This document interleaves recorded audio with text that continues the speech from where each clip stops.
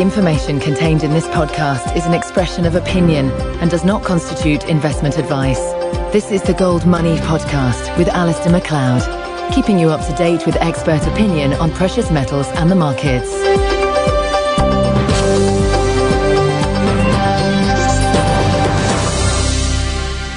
Hello, this is Alistair McLeod on behalf of Gold Money, and with me on the phone from San Francisco, I've got Bob Wenzel of the Economic Policy Journal. He is a prolific blogger, and I must say I've got him on my Google Reader, and I do recommend our listeners do the same. Welcome to the show, Bob. Hi, Alistair. Great to be here, talking with you. It's great to have you on the show. Now, I must admit, when I look at what's going on with zero interest rate policy and all the rest of it, the whole thing is an enormous mess. Or have I got something wrong? No, as a matter of fact, that might be an understatement given what's going on. We have a Federal Reserve that's printing huge amounts of money here in the United States. A lot of it has gone into something technical called excess reserves. So it hasn't even hit the economy yet. When that does, I expect exploding interest rates and also inflation. Plus, we've got the debt problem. So anywhere you turn, Alistair, it's a major mess ahead of us. Yeah, absolutely. I mean, I sort of look at this ZERP and I just can't believe it. I mean, it funds the deficit and cheaply. That I can understand. It artificially supports collateral assets in the banking system. That I can understand. But they're destroying savings. They're allowing malinvestments to persist. It suspends economic progress. Therefore, there's no economic recovery. There's no improvement in tax revenue on the horizon, therefore, you're bust. Yeah, there's no question about that. And the key, again, not to get too technical, but these excess reserves are very important. And Charles Plosser, who's the president of the Philadelphia Federal Reserve, has recently come out and stated, we don't know, meaning the Federal Reserve, we don't know how to handle all this money that's in the excess reserves. When they start moving into the economy, there's about $1.5 trillion there.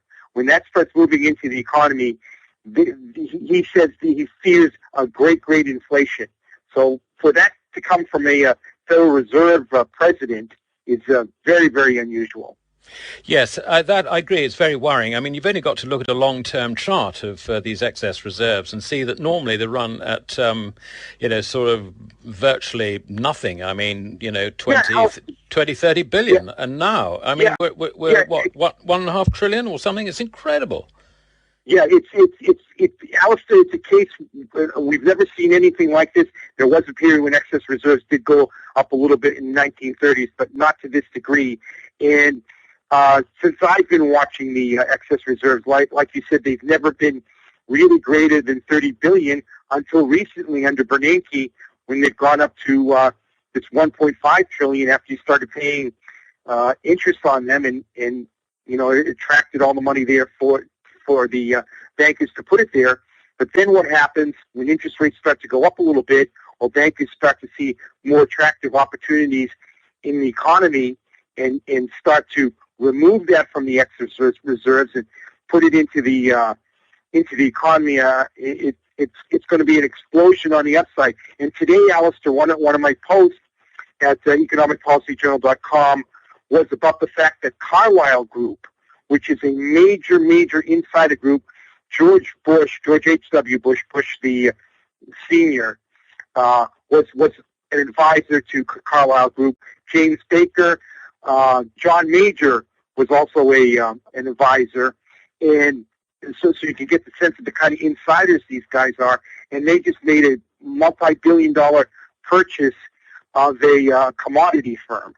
So they apparently are expecting the same kind of inflation that I am and other people who are watching Fed activities are. That's a very, very important statement. I can certainly see that. You also had on your blog today an interview which CNBC did. Was it CNBC with Kyle Bass, which I found quite interesting. And he again, I think, is sort of rather shrugging his shoulders and saying, well, I can't fix it. I mean, I'm an accountant. Right. I've got no answer. So how can they fix it? Exactly. I mean, he put out he made a key point saying he looked at the numbers that are put out by the Congressional Budget Office, and he said he took his pen to the paper and said he couldn't figure out how to get out of the mess. And he's an accountant with no partisan leanings one way or the other. And so he's saying when you have these Democrats and Republicans there who have partisan goals on top of it all, that there's no way that this budget thing can be resolved. And it really comes down to either there's going to be a major default, which is a small possibility, or the greater possibility is the Federal Reserve, Bernanke, just prints money and eventually destroys the currency. Well, effectively, the country's in a debt trap, it seems to me. And there was another interesting aspect to this. I mean, this is interesting in the sense of watching someone hang and seeing how they die, I think. Right. Right. And that is someone on a Bloomberg article, which was just picked up by Gary North, estimated that the increase in net present value of off-balance sheet liabilities for the government, which you would account for in a commercial company under GAAP, increased by 11 trillion in the last year. The CBO is sort of playing around with figures like budget deficit of 1.2, 1.3. I mean, it's getting dwarfed by this sort of elephant that's coming up, in the outside lane. I mean, when is that going to hit? We've just got a new fiscal year, I think, haven't we, in America? I mean, is it? Yeah. Yeah. That's a very, very good point. There's two parts there. First of all, is just the whole idea of government accounting. I mean, they hide so much and do so much in deceptive ways that they're underreporting debt problems and things like that. If you talk to any accountants that specialize in government accounting, they just shake their heads. Now, if you look at specifically where they're hiding stuff, I think the major problem is, or one of the major problems is with Social Security. Because most people, if you talk to them, they'll tell you that the problem in Social Security doesn't come till about the year 2023, and that's when the Social Security Trust Fund will run out of Treasury bills and Treasury bonds to sell to make payments. But the real problem started about a year or two ago when the Social Security Trust Fund went cash flow negative. Now, what that means is, up until a year or two, the trust fund was taking in more money than it was paying out. Now what's happening is they have to start selling their Treasury securities to start making some of their payments. And the way they sell them is they go directly to the Treasury, and the Treasury pays them out on it. But the problem is, the Treasury doesn't have any money. They have to go out and borrow the money whenever the Social Security Fund presents them with securities. Now, it's a small amount right now, but in the year 2017, it gets to be a big number. And that's when the real problem comes in, and the Treasury is going to have to borrow tremendous amounts of money, billions upon billions, just to make payments for the Social Security, never mind what the deficit is at that time, what happens with Medicare, or anything else. It's much closer than people expect. We might have a couple of years here, but not much more than that. Well, a couple of years is not a lot. Does this growing deficit in the trust fund? I mean, is this on top of the budget deficit, or is it included in the budget deficit? No. In the way the political world is looking at it, the senators, the members of the House, and budget people, they don't see this as a problem at all, because they see on the trust fund's books Treasury securities. So they say, oh, okay, we don't run out of Treasury securities until the year 2023. But the key part is, and I got this, by the way, from senior people who understand this budget thing, and they agree with me that the problem really comes in as the Social Security Trust Fund has to start putting these securities to the Treasury Department, saying, give us money because we have to pay it out. And they're starting to do that now. The trust fund has gone cash flow negative, but the numbers don't really get big until the year 2017. My suspicion is it'll be even closer, somewhere in 2015 and 16, but the way they've got even those numbers figured, it's 2017. And at that point, it's going to be a tremendous burden on the Treasury Department to go out and borrow that money in addition to financing the deficit on top of it.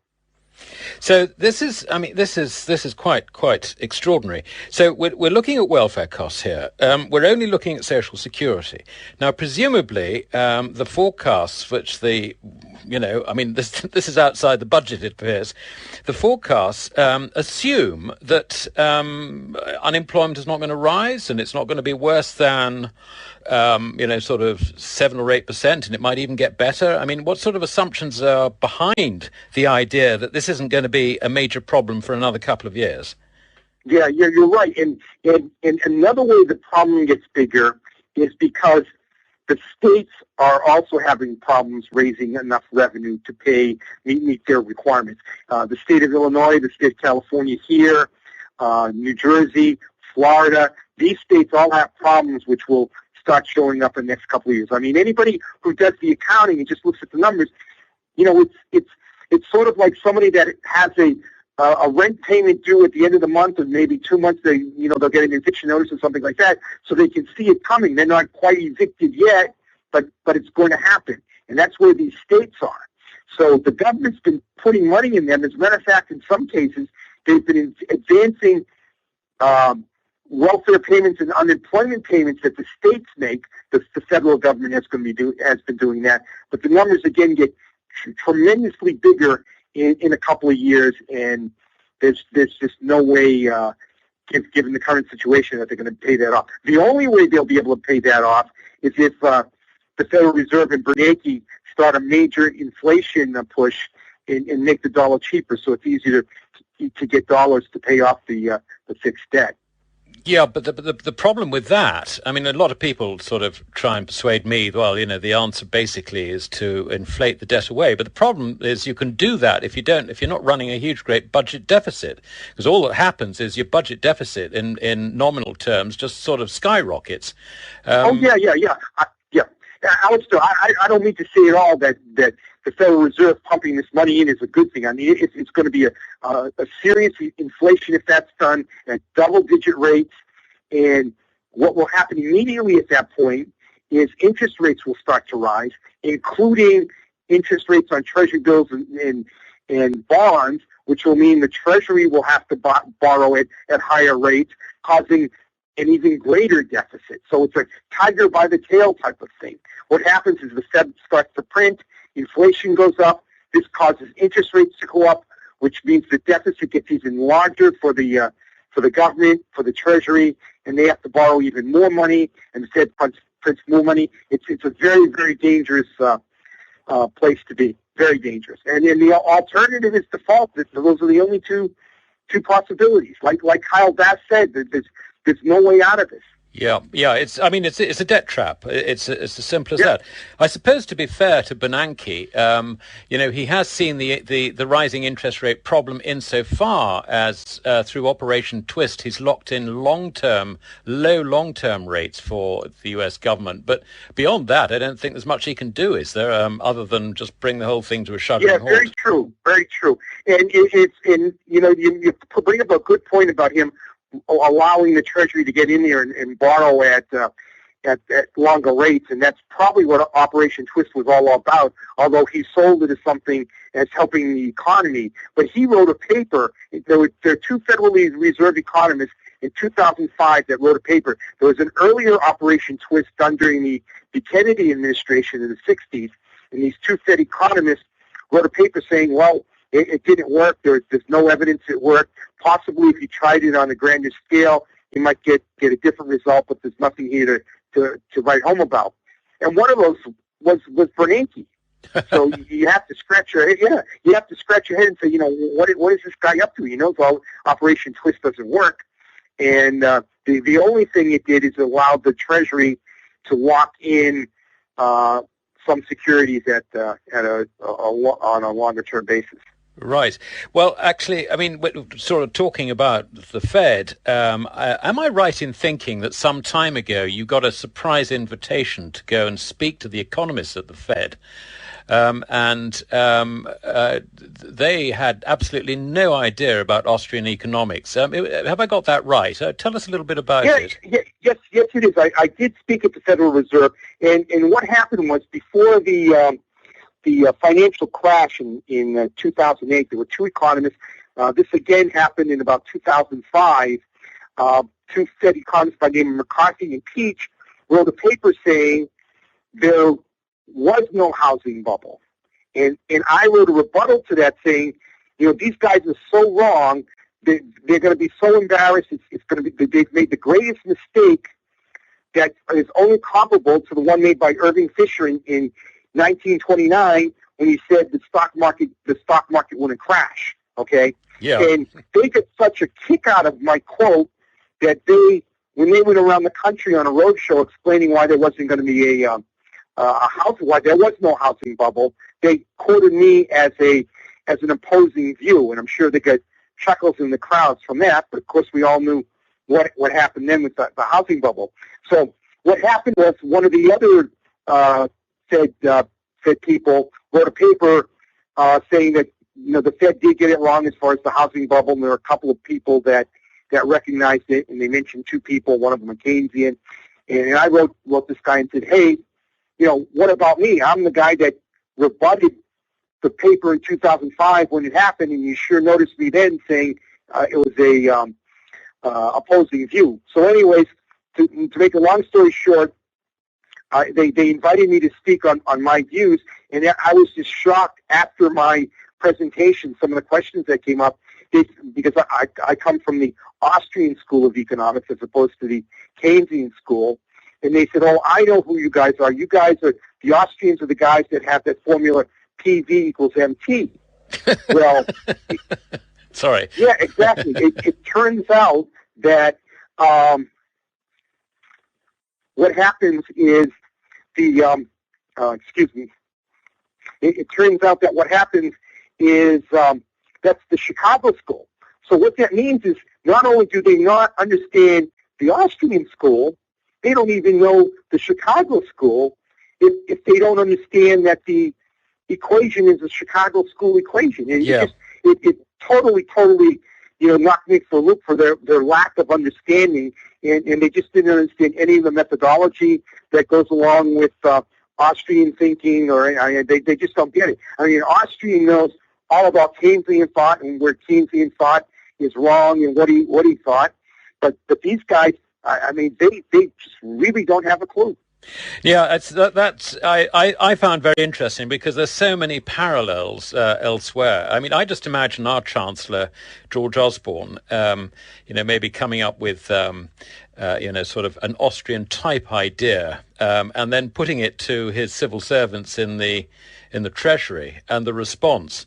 And I guess that they are as aware of Austrian economics as the boys in the Fed. I mean, how can a politician actually get proper advice when his in-house economists don't actually understand, firstly, the question, and secondly, the solution? Yeah, Alistair, very, very true. I can bring up another situation that happened with me. I attended a meeting where Phil Swagel, who was the Deputy Treasury Secretary to Hank Paulson, spoke. And after there was a Q&A, and I asked him, in 2008, in the summer, I was warning aggressively on my blog site that there was a crash coming because Bernanke had gone from double-digit money printing of 15% plus to almost zero. And for that kind of change to happen over just a few months, you knew the economy was going to crash. And all summer long, I was warning about it. So his Swagel, who is Hank Paulson's top economic advisor, he's a Deputy Treasury for Economics, I raised my hand and I asked him, do you know what the money supply did in the summer of 2008? And he says, no, but we have guys at the Treasury that, watch that. I said, no. I wouldn't let him get away with it. I said, Do you know what happened to the money supply? Was there anything unusual? Did anybody alert you to anything unusual happening to the money supply in the summer? And he had to admit no. I said, well, what if I told you the money supply went from double-digit rates of growth in the early part of 2008 to near zero in the summer? Do you think that would have had an impact on the economy and something that you would have alerted the Treasury Secretary to? And he admitted that, yeah, that's something he would have. But he wasn't even looking at that. They're just in a completely different world, Keynesian model where they don't look at anything that really goes on in the economy. And of course, they have really political agendas versus, real economic agendas. Yeah, your story, I'm afraid, rings so many bells, bizarre though it may seem. If we can turn our attention slightly to the politicians, who I would have thought, whatever their pressures, must have some sort of idea about, life in general and all the rest of it. Now, we've got this fiscal cliff coming up. Are they going to actually go ahead with this, or are they going to rat out of it? Yeah, I suspect they'll come out with some kind of deal, but there really is a fiscal cliff. I mean, there is a tremendous problem, but they're playing it up so they can set us up for higher taxes. That's what I see coming in here in the United States. Tax the rich, yeah. Yeah. Well, and the rich will be, one level above anybody that's out on the street. I mean, yeah, exactly. That's the definition of rich. But it's taking, but that is just taking productive money out of the economy and redirecting it into bureaucracy. Exactly. Absolutely correct. I mean, that's the major problem with which people don't get, that when this money doesn't come out magically. I mean, it's being taken out of people's pockets who would spend it in ways that will make decisions where they see something good happening for themselves, and given to a government which is run through a bureaucracy, and then given in all kinds of ways that don't make any economic sense, because you really can't judge economic value when it's a bureaucrat making the decision. I mean, in the United States, they have something here called mailbox, etc., which is a sort of a private postal service to the degree they allow it. And what these people do is they open up, small shops in convenient locations and all that. And you compare that to what the government bureaucracy did before with the post office, and you have these mammoth buildings with huge plots of land and huge buildings that make no sense. And you see the difference on how the private sector treats something like that versus the government. Yeah. And of course, the government never makes any profit on it. They're always crying for more money and bailouts there too. Yeah. So, this fiscal cliff thing, this is going to be debated fairly soon, isn't it? I mean, presumably as soon as the election is out of the way. Oh yeah, that's right up there. They're all going to be talking about it. And see, the dangerous thing is, in one sense, they're correct that there is a problem here. I mean, the finances are not there, the revenues are not there to pay for all the things the government wants. But the real answer is to cut back on the government spending dramatically. And as you point out, it's inefficient spending, and leave it to the individuals and let the economy boom. But that's not what's going to happen. They're going to promote this fiscal cliff as something dangerous that's going to push the economy over a cliff unless they raise taxes, which of course is what's going to destroy the economy. Yeah, I see an echo of that in Spain, I must admit. Yes. Oh dear. So how's the economy going to behave, do you think, in the new fiscal year? I mean, is it going to sort of, is GDP, I mean, I reckon that GDP is a totally false statistic. All it is a measure of the amount of money in the economy. Now, if some of that money you were referring to, which is sitting at the Fed in the form of excess reserves, actually leaks into the economy, it's going to create the illusion of an economy which is growing. But that is pure illusion. Very correct. So what I'm just wondering, Bob, is how do you, taking that into account, how do you see the sort of the GDP numbers over this? You're going to get that. you're going to get that false strength in the economy, especially if the money starts coming out of the excess reserves and the new money that Bernanke's printing in, if that starts to go into the economy. Now, you're starting to see some indications the housing market is getting stronger. Prices are going up. But that's more right now from a supply factor versus people increasing the demand for housing. The inventory of houses across the country is very low. It's about it's under 6 months. And in California, there are parts of California where there's less than a 2-month supply of housing. So there's some shadow inventory behind that, but for the most part, there's not a lot of housing around.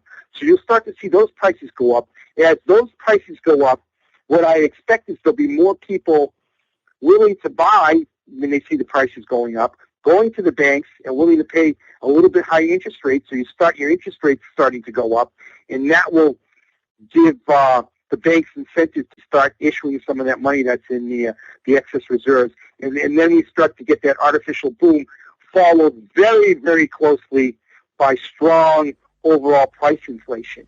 Because you've got two factors. You've got the drought, which is going to have impact on meat prices next year, because a lot of farmers are sending their cattle and hogs and all that to market early because they don't want to spend the additional cost that it would require to feed them with the drought. So next year, by the middle of next year, maybe a little sooner, you're going to get climbing meat prices. And at the same time, if the housing market starts to cook up a little bit, and then you get the money coming out of excess reserves, you almost have a perfect storm for price inflation, much greater than most people expect. Yeah, I think that's interesting. I'm interested that you place that emphasis on the housing market. I mean, I sort of I can sympathise with it, because really what Bernanke's done is he's said to everybody, now, the cost of borrowing on your mortgages is not going to go up for the foreseeable future. It's going to be at 2%, 3%, whatever it is, because I own your bloody mortgage. It's as simple as that. Right. So I can see that that sort of stability is likely to create a little bit of a false sense of security, as it were. But I don't really see it going all that far. On talking about food prices, that one I think is an interesting one, and I'd like your view on this. It seems to me that all this money being thrown around by the Federal Reserve, it's in the past when they've done previous QEs, it's gone into the derivatives bubble, it's gone into the government debt bubble, and some of it might have leaked into the stock market insofar as it supported prices and people have been able to take money out to pay down their debt, this sort of stuff. This time round, I think that the debt bubble can't really go much further. I don't see that there is the upside in bond prices. Do you think that the traders in the banks are likely to redirect their interest at things like grain prices, which has got to be a no-brainer? Yeah, no, that's clearly what's going to happen. The bubble that is now in the bond market is going to crash. There's no way the interest rates can stay this low, given what's going to happen with especially with what I see in the housing market and the food market and all that kind of stuff. And then what you have is this stuff starts to go up. What you're going to have is what the traders call risk on, where they move stuff out of the treasury market into hard assets, whether it's gold, silver, other commodities, and then you get your run there, and that will start pushing the bond market down and cause assets to go up at the same time. And again, I have to point to Carlyle Group, which is now making a major multi-billion-dollar acquisition in the commodity market, buying 55% of Vermilion.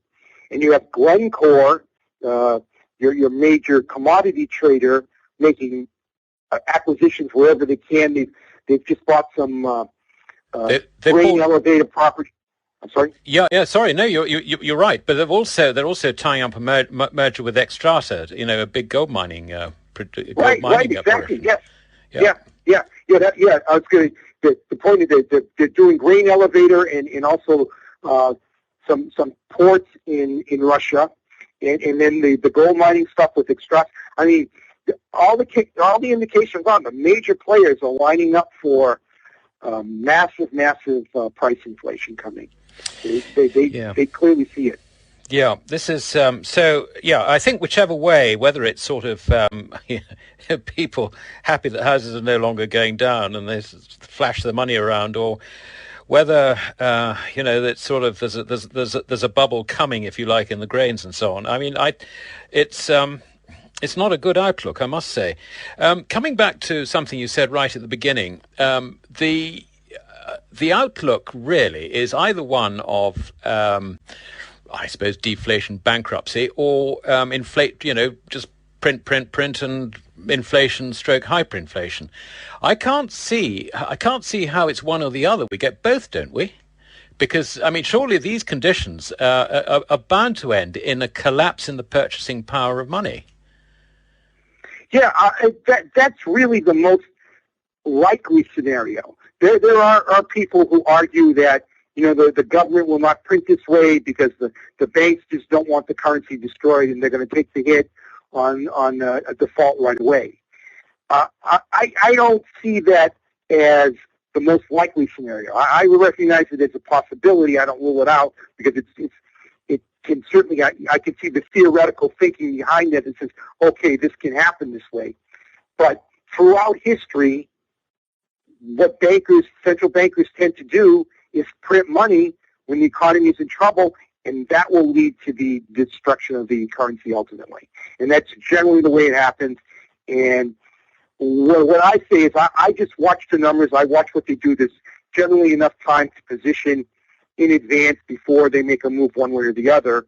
And we're really right at an inflection point right now. We'll know pretty soon what's going to happen in the next round, which I suspect will be an inflationary round. But you're right, and the most likely scenario is the destruction of the dollar, the end of the dollar as a reserve currency, and that's a whole other problem where all those reserves by all those central bankers around the world, if that stuff starts to come out of the vaults and starts to hit the United States shores, that's another inflation push that could hit the United States. Well, yes, we don't really have time to go into that in any detail, but I have a feeling that trying to, if you like, destabilize Iran is actually having very nasty potential effects, because Iran is the main supplier of oil to China and to India. They are now trading their gold for oil, or certainly on their net trade balances with Iran, and it's accelerating. I think the risk is accelerating the Chinese attempts to get away from depending on the US dollar as its international settlement currency, and so the moves are already afoot and they're being accelerated. I mean, would you agree with that analysis? Yeah, Alice, you're correct. You're correct on that. Basically, what's going on now in Iran, the currency has dropped by 50% in less than a week. There's a near hyperinflation there. I'm getting reports from some of my people. They suspect the United States government, possibly Mossad, who knows, someone is behind it, adding currency for the decline to be this severe, this quickly. I mean, part of the decline is certainly because of the sanctions that the U.S. has put on in the rest of the global community on Iran, which makes the currency less valuable on international trade. But the internal inflation you're seeing now at this point indicates that someone is attempting to destabilize Iran, and you're seeing civil unrest, and it probably will continue and intensify from here. And like you said, that causes problems for China. It's a major geopolitical jigsaw puzzle here, and how things move from here. It's really unknown, but all this destabilization throughout the Middle East is very, very dangerous because it's too complex for anybody to understand. There might be operators in there attempting to get the destabilizations going, but once they happen, they're on their own, and you don't know how it's going to end up. No, I think that's right. Just sort of one last topic, very briefly. Our listeners are obviously very much concerned about whether they should protect themselves with gold and silver, and that's why they come to us. What are your views on gold and silver, Bob? Yeah, I consider them important long-term investments, and I consider gold and silver the real monies that could actually sort of save the world and save civilization. You see what's happening in Iran here with the civil unrest because of the hyperinflation going on with the Iranian currency, and that gets serious when people can't trade and exchange. Well, if people have gold and silver, and that's more apt to be in the United States and Great Britain, places like that, there's an alternative medium of exchange when the currencies go crazy, like the one is, like Iran's currency is now. One note with regard to gold and silver, I met with Ron Paul last year when we talked about gold and silver, and he actually thought that they're both going to go up dramatically, but he thought that silver would probably go up quicker than gold because he felt the price of gold is going so high that a lot of people, it will be out of their budget and they won't be able to buy it, so that they'll switch to silver, and that will cause silver to go up even quicker than gold. But I'm bullish on both. Ron Paul is certainly bullish on both, and it could save the civilization, Alistair. Yes, I think the way I view it is that gold and silver throughout history has been the money of society's choice, not government's choice. Correct. And yes. we have government's choice, a monopoly forced upon us. And the difference between the two is that within the writ of a government, they can force you to use your money, but it actually has no value outside their writ, beyond their writ, and it'll only be sold by foreigners because it has no value whatsoever. Gold, on the other hand, has value everywhere. So, right, correct. Go on. Yeah, and the key is the government can't print gold when they want to, but the government can print paper and add zeros. And throughout history, they've destroyed currency after currency, and they can't do that with gold. That's why they hate gold so much. But gold is the real protector, and what it does is, as we've seen, is it tends to go up against paper currencies because paper currencies are just being inflated all the time, and that's not done with gold. But the increase in gold on a annual basis is minor compared to what the inflationists do with paper money. Yeah, absolutely. I mean, I think, gold, obviously it increases. At the moment, it's increasing by 2,600 tons a year on about 170,000 tons of stock. But at the same time, the population is increasing, so the two things sort of cancel each other out in a sense. And, so it holds its purchasing power, basically. Yeah. And it did, go ahead. This has been very, very interesting, certainly for me, Bob, and I'm very grateful. I mean, I've taken 40 minutes of your time, before we sign off, your site is economicpolicyjournal.com. Is that right? That's correct. Yes. Is there anywhere else where our listeners can find you? No, that's sometimes I write at other spots, but I will always reference where I'm writing at economicpolicyjournal.com. So that's the place to look for me, and that's where I write on a daily basis, 7 days a week. Well, that's fantastic. And as I said earlier, I've got your site coming through my Google Reader, and very, very interesting, sometimes entertaining, but always interesting, I must say, and I'm very grateful for that. And so thank you very much indeed, Bob. Okay, thank you very much, Alistair. Enjoyed it. Great questions, a great discussion. Thanks very much. Subscribe to the Gold Money newsletter at www.goldmoney.com to receive email updates on new articles, videos, and iTunes podcasts from our Gold Research section.